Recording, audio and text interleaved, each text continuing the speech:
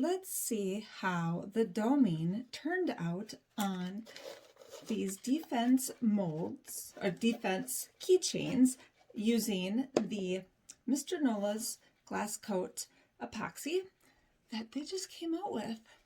It's only been a couple weeks now, and this is the second time that I've used the glass coat for doming. And yesterday I did a video showing how I domed, and I am not a professional, not a pro at doming whatsoever. I do not like it at all, but using glass coat, I will dome all day long. I now enjoy it. This epoxy just makes it so easy. All right, so let's see. The first one I did, I believe it was this owl, and looks like I just have one spot. Maybe I just hit it with a little bit too much heat, but you can look here nice and close, and I don't see a single bubble.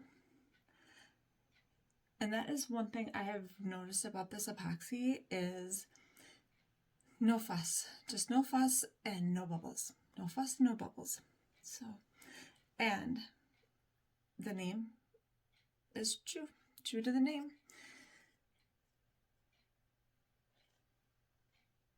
Just gonna take a, so then the second one I did, I believe, was the dog. A blue healer here. And this glass coat dries quite quickly, especially when you're just putting a thin layer on it like this for the doming. And it cures fast and it cures hard. You know, you're still gonna follow, like when you're shipping the tumblers, still wait your 3 days before you would ship it. But as far as like handling it, I noticed when I am using it for like molds, I clean my molds, you know, rather quickly, like the next day. Otherwise, if I wait 3-4 days, they're hard and it's hard to clean them. The epoxy it's good epoxy. All right, so then we got past an hour of working time with the epoxy, and then I did the dragonfly, and that one turned out very, very nice.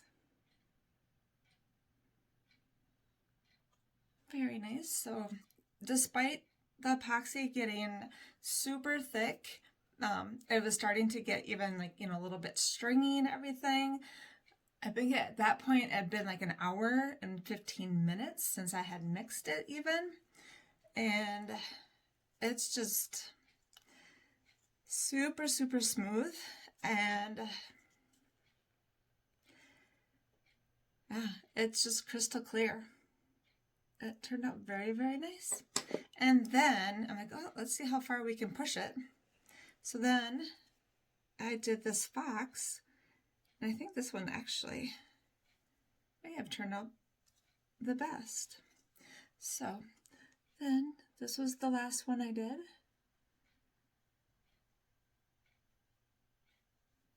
And it was thick.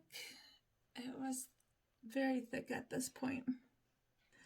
And I will do one more video where I will mix it up and use it right away and show you how I dome when I'm actually sitting down just to dome. The first video, I had some epoxy left over after doing a final coat on several tumblers, and I didn't want to waste it. So I'm like, oh, I'm gonna dome. So we'll do another one.